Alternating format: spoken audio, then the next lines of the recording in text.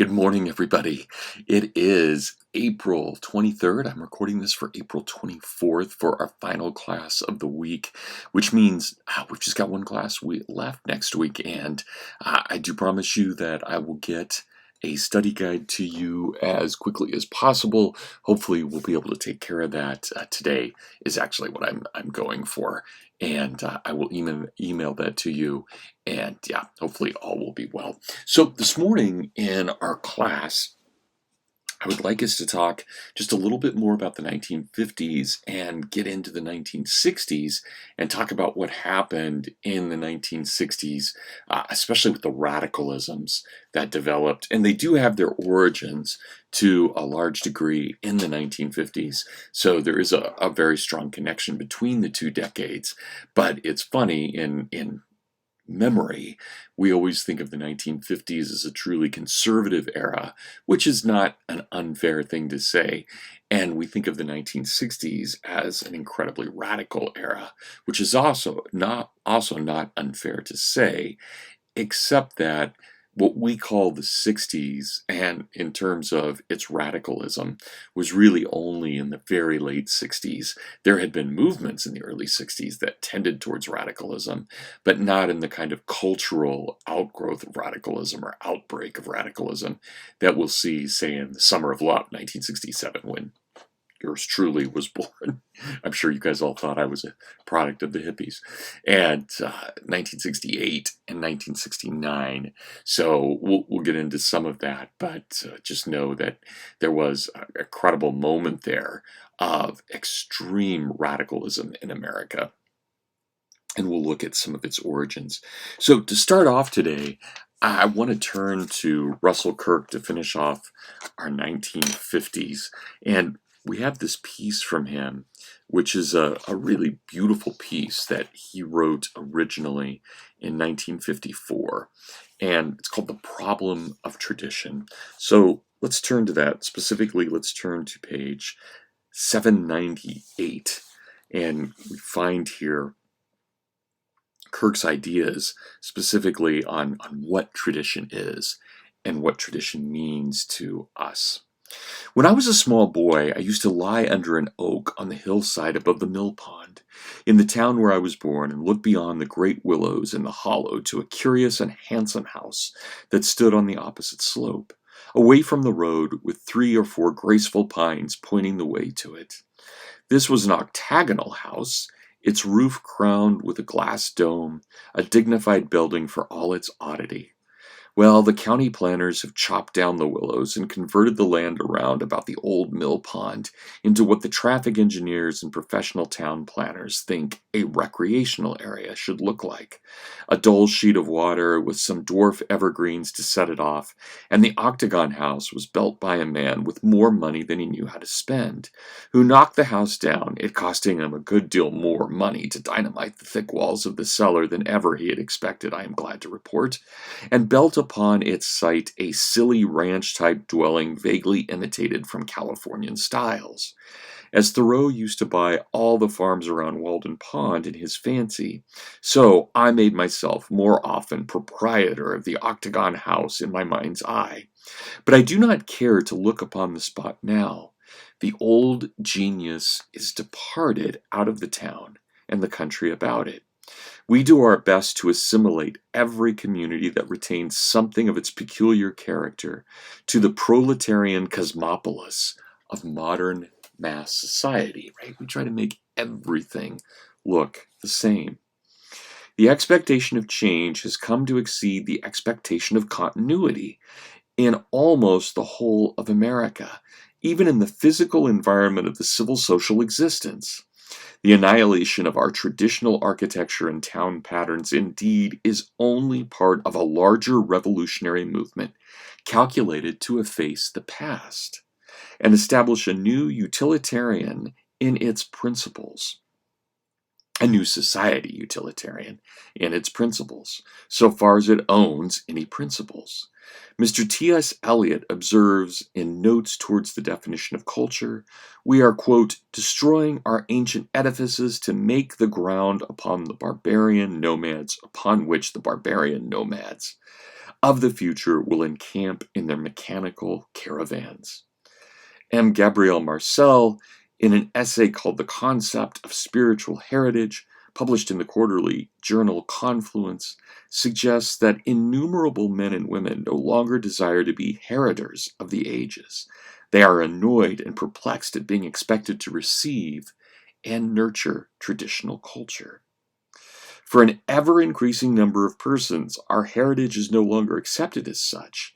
It is fused like a legacy that carries with it obligations too heavy for the heir to carry. There is the case of the young Negro communist who furiously protested against an ethnologist's praise of the African civilization, for this praise seemed in some way to imprison him in the very traditions which he was trying to throw off, like a detested yoke. There is the brutal indifference with which in the New World, particularly in South America, old houses are torn down in order to construct huge buildings without character or dignity, that are dwellings and nothing more, intended to hold the largest possible number of people or offices stacked one upon the other. There is the growing respect for youth and the discredit into which old age has fallen. The old man is more and more regarded as no longer good for anything, a corollary to the general tendency to regard output as the only criterion of humane value. And of course, this has only gotten worse since Dr. Kirk wrote in 1954. We truly have lost our ability to see the worth of the elderly. In fact, we now start calculating how much can they give with what life they have left and with the quality of life that they have left. And our society has moved much closer towards a model of euthanasia and eugenics, especially when dealing with the old, than we have in any other way. A consciousness of our spiritual inheritance, Marcel continues, is possible only in an atmosphere of diffuse gratitude. Gratitude not merely to the generations that have preceded us in this life, but gratitude towards the eternal order. And the source of that order, which raises man above the brutes and makes art man's nature. Pietas, in short, the veneration of man's sacred associations of the wisdom of man's ancestors. This spirit survives only in holes and corners of modern society. And for lack of piety, modern men are bored, impatient, and ready enough to subvert the civil social state, which is the source of their own material prosperity. Right? And Kirk tells us that we must be fully aware, we must understand that we live in a continuity. Right? Each one of us living in the present moment, always on the edge of eternity, but always on the edge of the past. And we must, in order to look forward, be able to look back. And to look back, we must look forward as well. And this is what Edmund Burke, as Russell Kirk tells us in the next paragraph, calls this contract of eternal society, this contract between the living, the dead, and the yet to be born. Because all of us, all of humanity, is in this together, and we must make sure that in some way we are able to bring all humans together, all of human society together, so that we can understand specifically what is it that we pass on, what is it that we reform, and what is it that we don't pass on. So we judge everything that we've been given through the idea of prudence. That is, we judge by good and evil. Is it good? Is it evil? Or most likely, because it comes from humanity, is it a mingling of good and evil? And what do we do to leaven the good, but to try and quash the evil? And there are ways we can do that with things that we inherit from the past. So we have to decide, do we want to take this thing that we've inherited and allow it to move on to the next generation? Do we want to stop it because we believe there's no way to reform it? Or optimally, do we want to reform that thing so that we can still honor our mothers and fathers, But we can also pass it on to our children without any qualms, right? And then they have the burden of making the same decision as every generation does. So this is what we need, Kirk says, an idea of trying to understand how it is that we are to judge that which has been given us, but not to throw it all away, and not to think that simply because it's old, it's wrong. So if we turn the page to page 801, he says there in the middle of the document, the middle of that page, for after all, abstract rationality cannot persuade us to observe the contract of eternal society. It is possible for reason to persuade us to profit from the wisdom of our ancestors, true enough, even if pure reason cannot teach us real veneration. But simple rationality, guided by self-interest, never can succeed in inducing us to look forward with solicitude to the interests of posterity. Men who are governed only by an abstract intellectuality will violate their obligations towards their ancestors by the destruction of tradition and the very monuments of the past, since we cannot learn veneration from mere logic. And such men will violate also their obligations towards posterity, for with them immediate appetite always takes precedence over the vague claims of future generations. And immediate appetites, if indulged without restraint, are insatiable in any society, however prosperous. Moreover, these men will snap that small connection that the higher and lower natures, which is the sanction of the eternal contract, and thus will expose society to that conflagration of will and appetite, which is checked at length only by force and a master. When men have repudiated the divine element in social institutions, then indeed power is everything. So if we don't have that divine principle that gives us our natural law and our natural rights and holds us in equality, all men being brothers and all men being brothers and sisters, if we don't have that, it merely becomes whoever has the most power has the most right.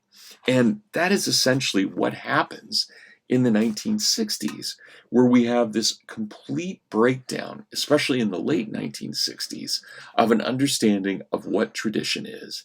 And we start seeing radicalisms develop and the breakdown of moral order. Start seeing the almost worship of sex, drugs, and rock and roll. I'm gonna get a little drink of coffee here, guys. And gals. It's good. That's my first taste of coffee this morning. And when all is said, do any of us look to the interests of the rising generation and to the interest of the generations which shall exist in the remote future?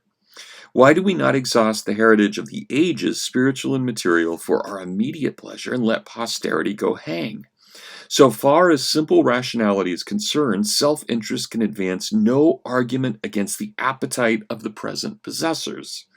Yet within some of us, a voice that is not the demand of self-interest or pure rationality says that we have no right to give ourselves enjoyment at the expense of our ancestors' memory and our descendants' prospects. Let me repeat that. We have no right to give ourselves enjoyment at the expense of our ancestors' memory and our descendants' projects. So we recognize ourselves as one generation in a long line of generation. And if we start thinking of our generation as superior to other generations, because there's been an awareness of something, or we've learned something, or we've forgotten something, if we do that, we start entertaining what C.S. Lewis called chronological snobbery. And we do a great disservice not only to the past and the future, but strangely enough to ourselves as well, because we hold ourselves in such a high standard that we try and distance ourselves from the rest of humanity. It's a form of elitism. It's a very dangerous form of elitism. And of course, it's a type of elitism that can really lead only to our own destruction, not just the destruction of our generation, but to all generations that have come before and have come after. We hold our present understanding, Kirk writes, only in trust. Again, I'm reading here on page 801, and I am down on line 31. A profound sentiment informs us of this, yet this sentiment, however strong, is not ineradicable. In some ages and in some nations, the consciousness of a sacred continuity has been effaced almost totally. One may trace in the history of the Roman Empire the decay of belief in the contract of eternal society, so that fewer and fewer men came to sustain greater and greater burdens. The unbought grace of life shrank until only scattered individuals partook of it. Seneca, Marcus Aurelius, here and there a governor or a scholar, to knit together by straining his every nerve the torn fabric of community and spiritual continuity, until at length those men were too few, and the fresh dedication of the Christian faith triumphed too late to redeem the structure of society, that is, of Roman society, not of Western society, and the larger part of culture from the ruin that accompanies the indulgence of present appetites in contempt of tradition and fortuity. And then we get this great statement by Kirk, quoting one of my favorite historians, Christopher Dawson. And what do we have? Christopher Dawson expresses it better than I can. Line 10 on 802. Indeed, the catastrophes of the last 30 years are not only a sign of the bankruptcy of secular humanism, they also go to show that a completely secularized civilization is inhuman in the absolute sense, hostile to human life, and irrevocable with human nature itself. Irreconcilable with human nature itself. For the forces of violence and aggressiveness that threaten to destroy our world are the direct result of the starvation and frustration of man's spiritual nature. Right? We've lost that ability to not only root ourselves in God for the natural law and natural rights, but in our own morality and hence in our own spiritual and personal security. We have no measure. Our measure becomes man, not God. And when we do that, we, as Kirk says, always fall into the trap of believing in the most powerful, which has nothing to do with virtue or right. We're no longer in the realm of Socrates or of Cicero or St. Augustine at this point. Instead, we fall into the realm of Xerxes or Darius or Caesar Augustus. We start thinking in terms of power, right? As T.S. Eliot once said very famously in the late 1930s, if you will not worship God and he is a jealous God, you better pay your respects to Hitler or Stalin. And that contrast, which sounds so bleak, is absolutely true. If we do not have the divine, we will begin to worship power or any fad that is presented before us. For, as Dawson continues, for a time Western civilization managed to live on the normal tradition of the past, maintained by a kind of sublimated humanitarian idealism. But this was essentially a transitional phenomenon, and as humanism and humanitarianism fade away, we see societies more and more animated by the blind will to power, which drives them on to destroy one another and ultimately themselves. Civilization can only be creative and life-giving in the proportion that it is spiritualized. Otherwise, the increase of power inevitably increases its power for evil and its destructiveness. Right? And Kirk is absolutely right. Nobody could have put that better than Dawson. This is what happens when we get rid of God. We begin to worship man. And that is, and always has been, and always will be, one of the most dangerous things we can ever do in society. Well, let me turn to the end of Kirk's essay here. The whole thing is beautiful, and I would ask that you read it, especially as you start thinking about the final and some of the questions that we have in the final dealing with the questions of human dignity. Turn to page 807. Kirk tells us in that first full paragraph, right there beginning on line 13, wherever human dignity is found, it is the product of a conviction that we are part of some great continuity and essence, which elevates us above the brutes. And wherever popular government is just and free, it is in consequence of a belief that there are standards superior to the interests of the hour and the will of a temporary majority. It is, if these things are forgotten, then indeed a people will become despicable. The conservative, in endeavoring to restore a consciousness among men of the worth of tradition, is not acting in contempt of the masses. He is acting instead out of love for them, not as the masses, but as human persons. And he is trying to preserve for them such a life as men should lead. The conservative does not believe that learning must be debased because the people want it, or that a country's aspect must be made hideous because the people want it, or that literature must vanish before the comic book because the people want it. He does not entertain so low an opinion of the people. The proletariat, shorn of tradition and roots, may crave such a degradation, but the conservative hopes to restore the lonely crowd who make up the faceless proletariat to character and individuality once more. And perhaps the first step in that restoration must be a renewed attention to the claims of tradition. And so he gives us a number of ideas here of how do we understand what a tradition is. Number one, he says a tradition is a reaffirmation, or that is, we must make a reaffirmation in the truth that lies in tradition. So it's not enough for us to be purely rational or purely passionate. It is that soul, the image, John 1:9, the light that lighteth up every man. It is that thing which ironically comes from outside of us that enlightens us most and makes us most human.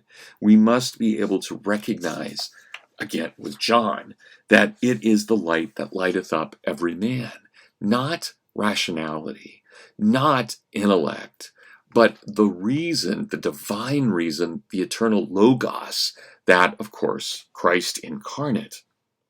Number two, we must recognize, Kirk says at the top of 808, that there should be a defense of classes and regions in which tradition is still living, and it is a living force.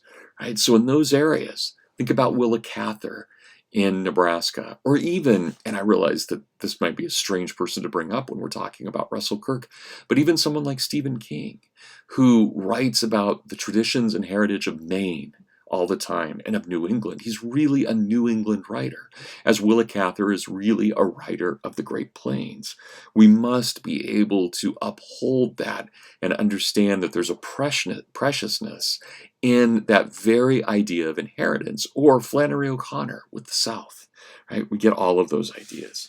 Point number three, a humanization of urban life must bring to the city and man, that is, to the man of the city, a sense of continuity, not just of transitoriness and the idea of everything being on the move and of the entire place constantly being disrupted, but instead we must bring to it the ideals of the Oregon or the Idaho town.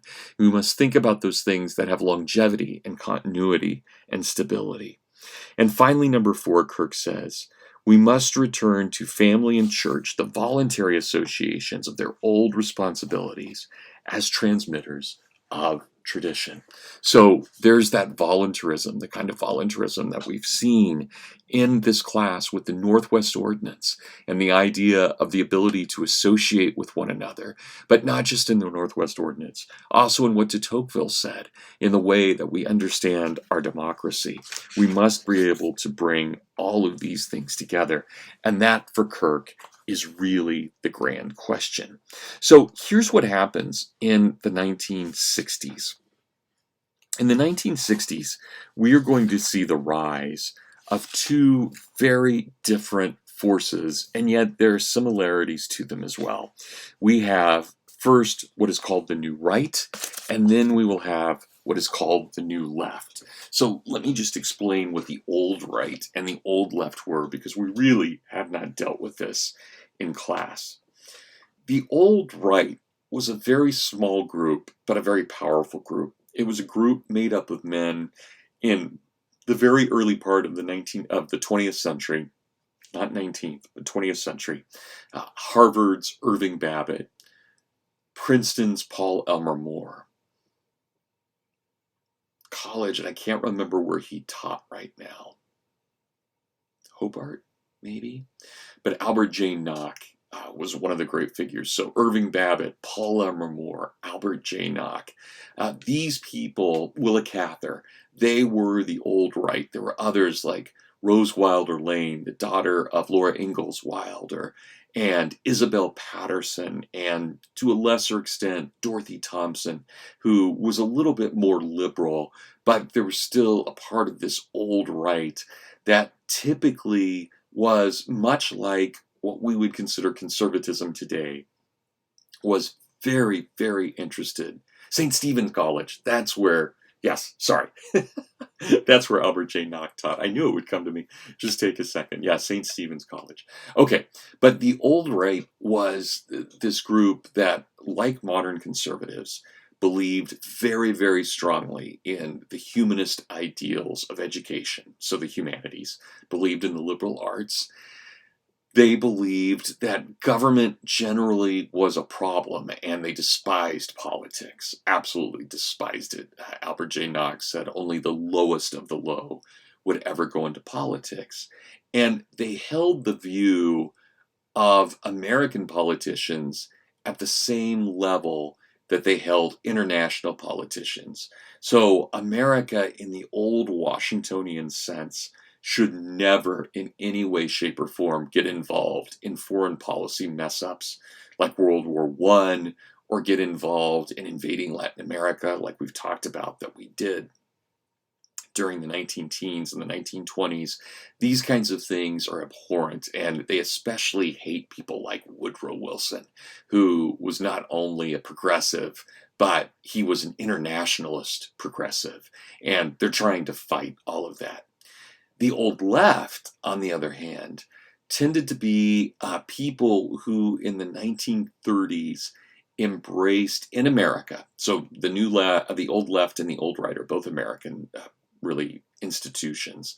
The old left in America were those who supported Stalin when Stalin was able to take over the Soviet Union as against Trotsky. There were some Trotskyites in America, but the old left typically were the Stalinists, those who believed that Stalin was not only the best thing for Russia, but really the best thing for the future of America. And the 1930s, as we talked about only a little bit, but the 1930s is often called in American history the Red Decade because of how many people began to sympathize with communism. But the thing that these old Stalinists or Marxists had in common is they tended to be very intellectual, not surprisingly. Almost all of them were from New York or East Coast cities. So it was a very urban phenomenon, typically among first or second generation immigrants, and deeply, deeply intellectual. But these Reds, in trying to push America to the left, were really one-trick ponies because they weren't very interesting Marxists.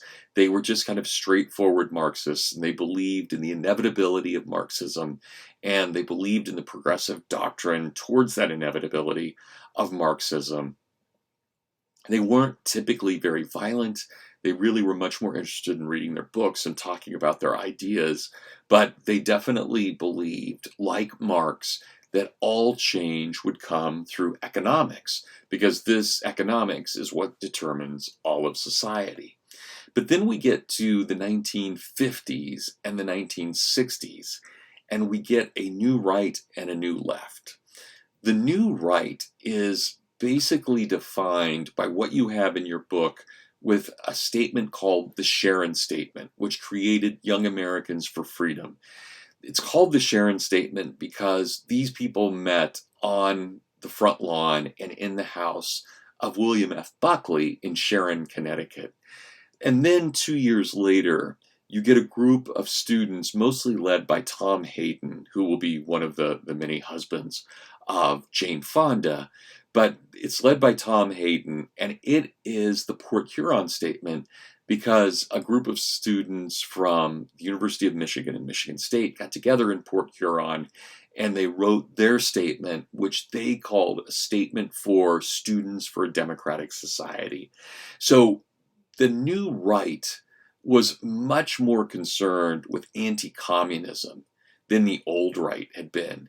The old right basically thought the world should just get along or not, but that the United States, because of the two oceans and because Canada was our northern neighbor, should not be involved in international affairs at all.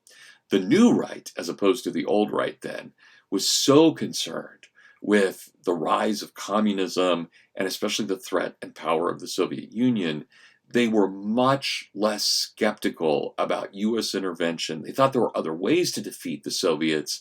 In fact, we could defeat them by merely competing and outcompeting them, competing with and outcompeting them. But they also were not adverse to having our foreign policy be based on a kind of anti-communism, especially in alliance with the English-speaking peoples of the world, in alliance with Canada and the United Kingdom and South Africa and New Zealand and Australia, right? We would be the Anglosphere, essentially, as Niall Ferguson has more recently called it. The New Left tended to be the very wealthy children of the old left. They were called, more often than not, red diaper babies because they were raised by the Reds, so they're red diaper babies. And these new leftists were not at all interested in the Marxism of their fathers and mothers. They really didn't care that much about the economic structure of the United States. They did. They cared about that. But they believed that the real game in America would be played in the long term. And the idea was not to take over the economy, but to take over education, and to take over the arts, and to take over theater, and to take over Hollywood. This is what they wanted. Their plan was to take over the realms of culture. And they wouldn't change America overnight. In fact, they would forget about the parents' generation. They might even forget about their generation, except that their generation must prepare the next generation, meaning me, having been born in 1967, that we would be prepared someday for what they called, and this was a Maoist term, political correctness. That is, that we would in some way be ready to be taught, to be thinking in terms of radical equality, very radical equality. This was the kinds of things that the New Left was willing to do. They wanted to play the long game. They did not want to play the short game. Now, there were radicals within SDS, within the Students for a Democratic Society. There were extreme radicals, a group of people who were called originally the Weathermen, and then that was decided that was too sexist. So they changed their name to the Weather People or the Weather Underground. They were the most radical domestic terrorist organization of the late 1960s and early 1970s. Many of those people who were involved in that are still around. They're in their 70s and 80s now, but they're still around. In fact, two of the figures, Bernardine Dorn and Ed Ayers, have been tenured at Northwestern University for much of the last third of a century. So, and they were the leaders. Bernardine Dorn was the leader of SDS, of the Weather People, that is, of the Weather Underground.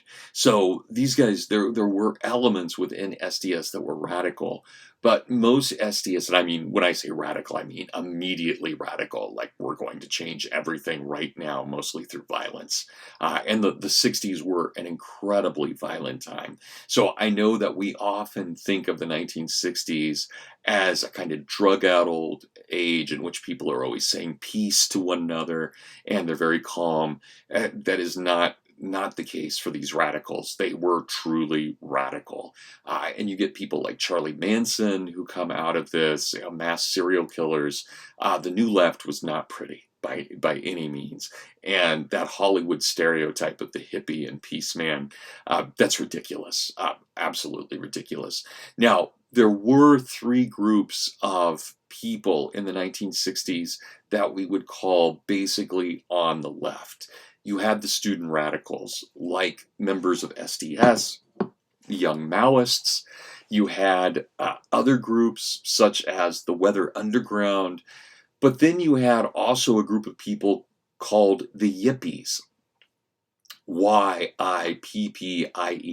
and they were led mostly by Abby Hoffman and a few others.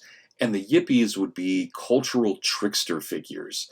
So they liked doing very big, shocking things. So one of the things that was done, I can't remember, either in late 1969 or 1970, during either the Miss America or the Miss USA pageant, a group of people broke in right as they were about to name, or right after they had named it. I don't remember all the details, Miss America, and they threw pig's blood all over her. That was the kind of trickster thing that the Yippies like to do. They like to make these quasi-funny, demented funny, but they like to make these kind of big statements in the middle of nowhere. And they were radicals, but they thought that change came through humor and through this idea of trying to get everybody's attention at the moment. And then you have the hippies. The hippies were kind of out of it, and they were the largest segment of the New Left. And the hippies did worship drugs and sex and rock and roll, and they often developed communes, and they lived together, as they said, in harmony with nature, which was ridiculous. They didn't live in harmony at all. They were mostly stoned all the time, and they went to concerts all the time. That part I can kind of understand, the concert part.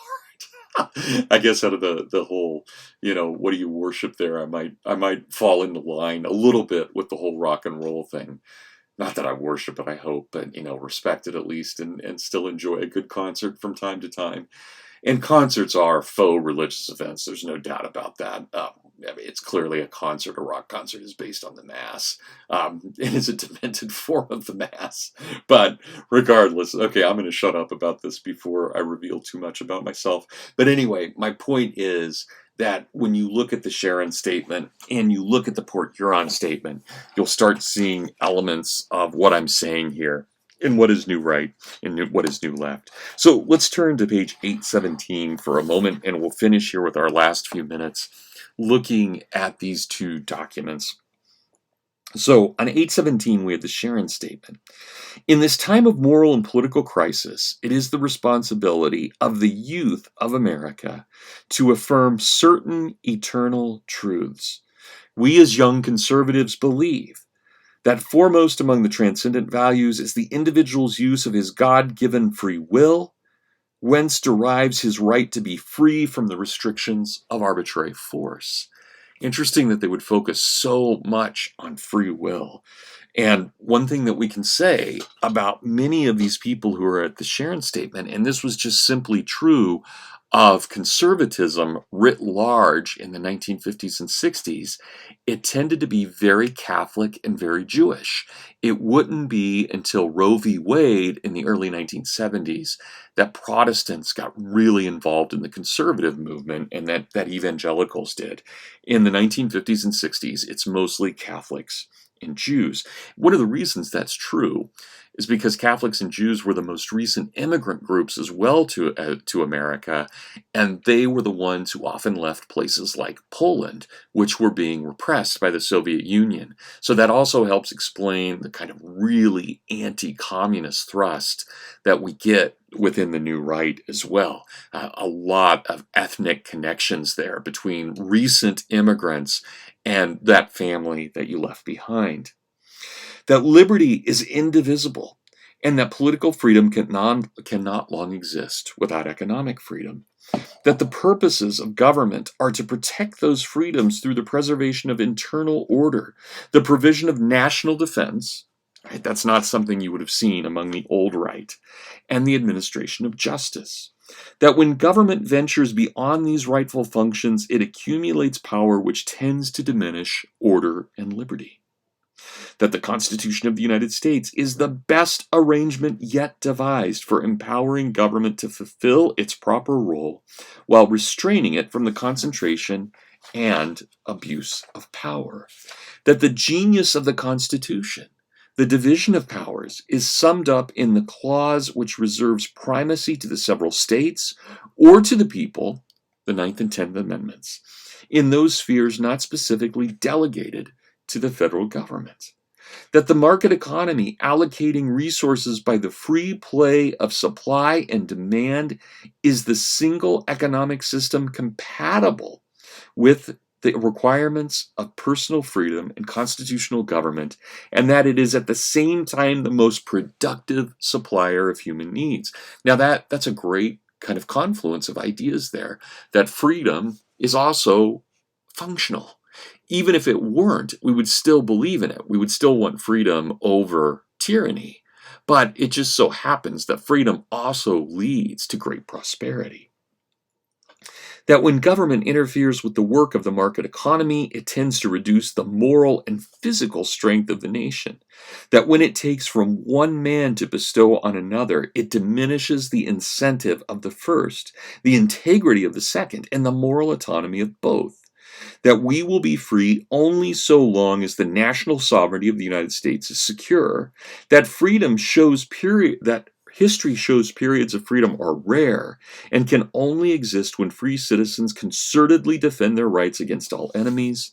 That the forces of international communism are at present the greatest single threat to our liberties, and that the United States should stress victory over rather than coexistence with this menace. Now that is an incredibly important line there, that the United States should stress victory over rather than coexistence with this menace.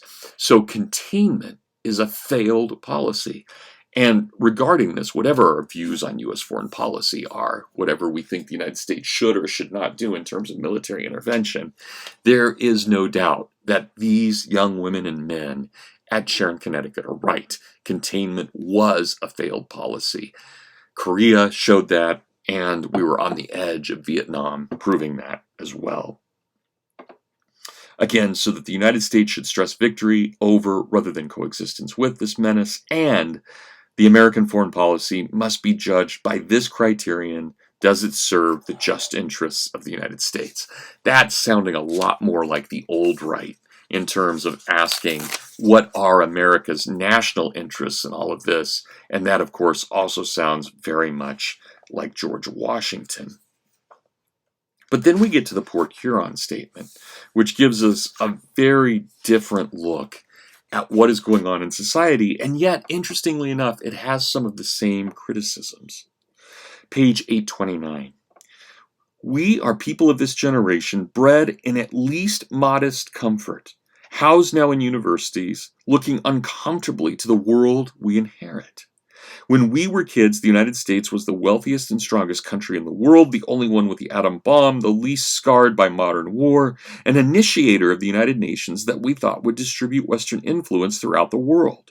Freedom and equality for each individual, government of, by, and for the people, these American values we found good, principles by which we could live as men. Many of us began maturing in complacency. As we grew, however, our comfort was penetrated by events too troubling to dismiss. First, the permeating and victimizing fact of human degradation, symbolized by the Southern struggle against racial bigotry, compelled most of us from silence to activism.